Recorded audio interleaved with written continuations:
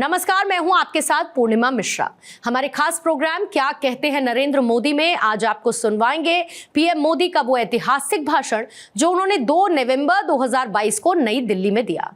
अपने भाषण में प्रधानमंत्री ने कहा कि दिल्ली जैसे बड़े शहरों में हम जो विकास देखते हैं, बड़े सपने और ऊंचाइयां देखते हैं, उनकी नींव में मेरे गरीब भाई बहनों की मेहनत है, उनका पसीना है, उनका परिश्रम है। लेकिन दुर्भाग्य देखिए, सच्चाई ये भी है कि शहरों के विकास में जिन गरीबों का खून पसीना लगता है वो उसी शहर में बदहाली की जिंदगी जीने के लिए मजबूर होते हैं। साथियों, दिल्ली जैसे बड़े शहरों में हम जो विकास देखते हैं, बड़े सपने और ऊंचाइयां देखते हैं, उनकी नींव में मेरे इन गरीब भाई बहनों की मेहनत है, उनका पसीना है, उनका परिश्रम है। लेकिन दुर्भाग्य देखिए, सच्चाई ये भी है कि शहरों के विकास में जिन गरीबों का खून पसीना लगता है वो उसी शहर में बदहाली की जिंदगी जीने को मजबूर होते रहे हैं। जब निर्माण कार्य करने वाला ही पीछे रह जाता है तो निर्माण भी अधूरा ही रह जाता है। और इसलिए बीते 7 दशकों में हमारे शहर समग्र विकास से, संतुलित विकास से, होलिस्टिक डेवलपमेंट से वंचित रह गए। जिस शहर में एक और ऊंची ऊंची भव्य इमारतें और चमक दमक होती हैं, उसी के बगल में झुग्गी झोपड़ियों में बदहाली दिखाई देती है। एक और शहर में कुछ इलाकों को पॉश कहा जाता है, तो दूसरी ओर कई इलाकों में लोग जीवन की मौलिक जरूरतों के लिए तरसते हैं।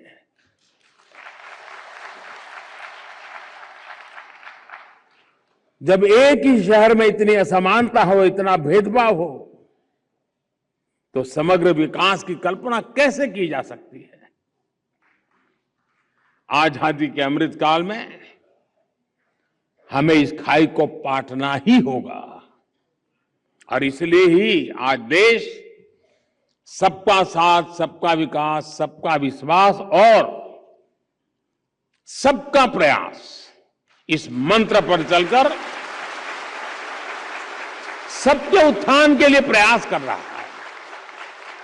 साथियों, दशकों तक देश में जो व्यवस्था रही उसमें यह सोच बन गई थी कि गरीबी केवल गरीब की समस्या है।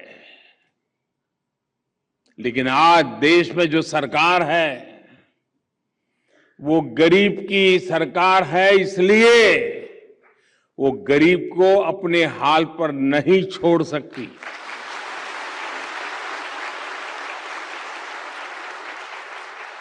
और इसलिए आज देश की नीतियों के केंद्र में गरीब है।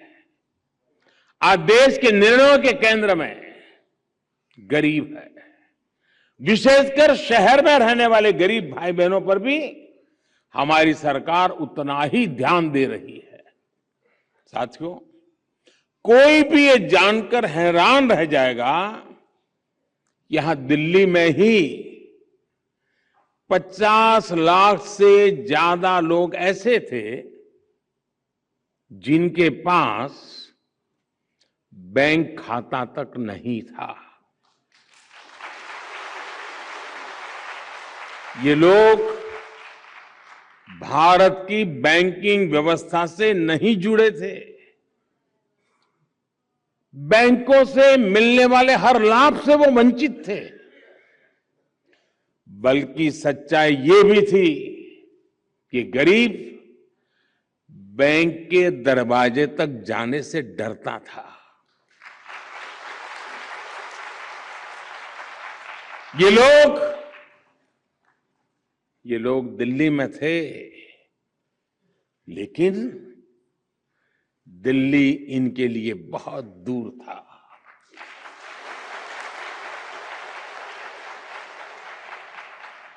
इसी स्थिति को हमारी सरकार ने बदला।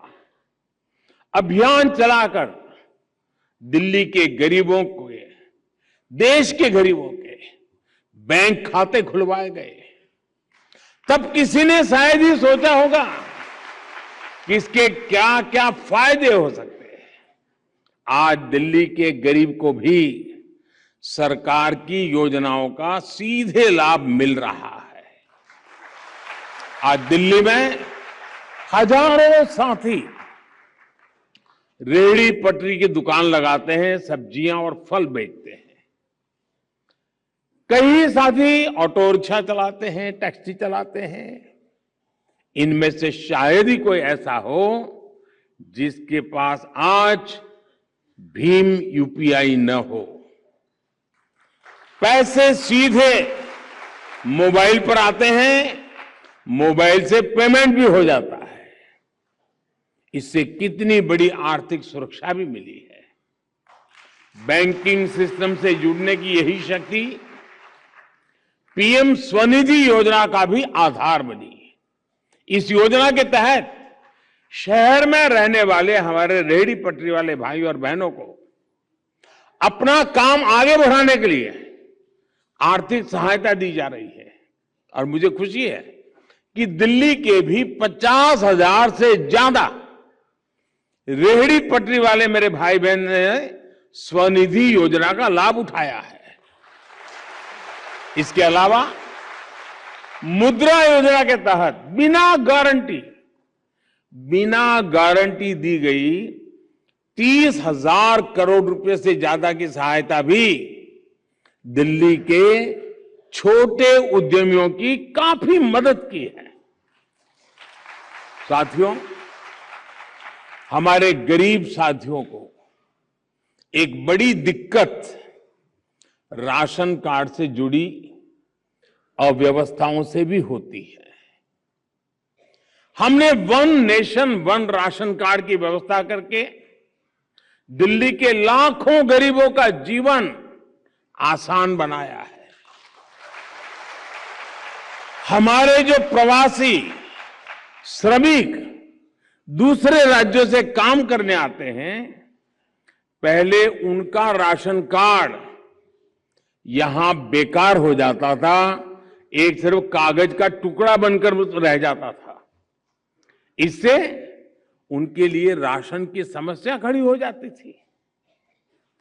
One nation one ration card के जरिए इस चिंता से भी मुक्ति मिल रही है। इस योजना का लाभ कोरोना वैश्विक महामारी के समय दिल्ली के गरीबों ने भी उठाया है। इस वैश्विक संकट के समय में दिल्ली के लाखों गरीबों को केंद्र सरकार पिछले 2 साल से मुफ्त राशन भी दे रही है। इस पर सिर्फ दिल्ली में ही केंद्र सरकार द्वारा 2,500 करोड़ रुपए से अधिक खर्च किए गए हैं। ये जितनी चीजें मैंने गिनाई ना,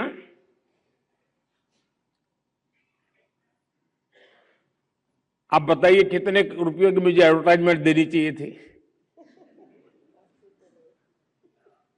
कितने अखबार के पेज भरे पड़े, अखबार में मोदी फोटो चमकती हो, और कितने दे देते?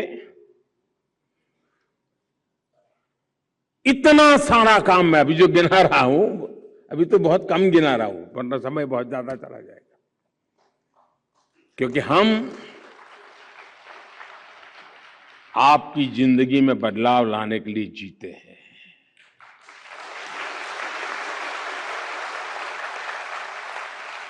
साथियों, दिल्ली में केंद्र सरकार ने 40 लाख से ज्यादा गरीबों को बीमा सुरक्षा कवच भी दिया है। दवाइयों का खर्च कम करने के लिए जन औषधि केंद्रों की सुविधा भी है। जब जीवन में यह सुरक्षा होती है तो गरीब निश्चिंत होकर अपनी पूरी ताकत से मेहनत करता है। वो खुद को गरीबी से बाहर निकालने के लिए, गरीबी से लड़ाई लड़ने के लिए, गरीबी को परास्त करने के लिए जी जान से जुट जाता है। ये निश्चिंतता गरीब के जीवन में कितनी महत्वपूर्ण होती है, वो किसी गरीब से बेहतर कोई नहीं जान सकता। साथियों, दिल्ली में एक और विषय, दशकों पहले बनी हुई अनधिकृत जो कॉलोनियों का भी रहा है। इन कॉलोनियों में हमारे लाखों भाई बहन रहते हैं। उनका पूरा पूरा जीवन इसी चिंता में निकल रहा था कि उनके घरों का होगा क्या। दिल्ली के लोगों की इस चिंता को कम करने का काम भी केंद्र सरकार ने किया। पीएम उदय योजना के माध्यम से दिल्ली की अनधिकृत कॉलोनियों में बने घरों को नियमित करने का काम चल रहा है। अब तक हजारों लोग इस योजना का लाभ उठा चुके हैं।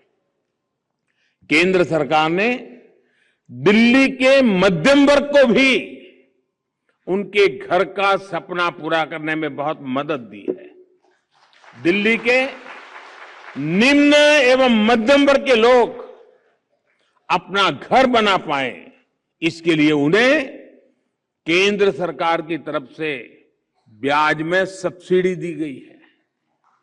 इस पर भी केंद्र सरकार की तरफ से 700 करोड़ रुपए से अधिक खर्च किए गए हैं। साथियों, केंद्र सरकार का लक्ष्य है कि हम दिल्ली को देश की राजधानी के अनुरूप एक शानदार सुविधा संपन्न शहर बनाएं। दिल्ली के विकास को गति देने के लिए हमने जो काम किए हैं, दिल्ली के लोग, दिल्ली के गरीब, दिल्ली का विशाल मध्यम वर्ग, वे इन सब के साक्षी के रूप में हर जगह पे अपनी बात बताता है। इस बार लाल किले से मैंने देश की एस्पिरेशनल सोसाइटी की बात की थी। दिल्ली का गरीब हो या मध्यम वर्ग, वो आकांक्षी भी है और अभूतपूर्व प्रतिभा से भरा हुआ है। उसकी सहूलियत, उसकी आकांक्षा की पूर्ति सरकार की सर्वोच्च प्राथमिकताओं में से एक है। साथियों, 2014 में जब हमारी सरकार आई थी तो दिल्ली एनसीआर में 190 किलोमीटर रूट पर ही मेट्रो चला करती थी। आज दिल्ली एनसीआर में मेट्रो का विस्तार बढ़कर करीब करीब 400 किलोमीटर तक हो चुका है। बीते 8 वर्षों में यहां 135 नए मेट्रो स्टेशन बनाए गए हैं। आज मेरे पास दिल्ली में कॉलेज जाने वाले कितने ही बेटी बेटियां, बड़ी संख्या में नौकरी पेशा लोग चिट्ठी लिखकर मेट्रो सर्विस के लिए आभार जताते हैं। मेट्रो की सुविधा का विस्तार होने से हर रोज उनके पैसे भी बच रहे हैं और समय की भी बचत हो रही है। दिल्ली को ट्रैफिक कंजेशन से राहत दिलाने के लिए भारत सरकार द्वारा 50,000 करोड़ रुपए के निवेश से सड़कों को चौड़ा किया जा रहा है, आधुनिक बनाया जा रहा है। दिल्ली में जहां एक और पेरिफेरल एक्सप्रेसवे बन रहे हैं तो दूसरी ओर कर्तव्य पथ जैसे निर्माण भी हो रहे हैं।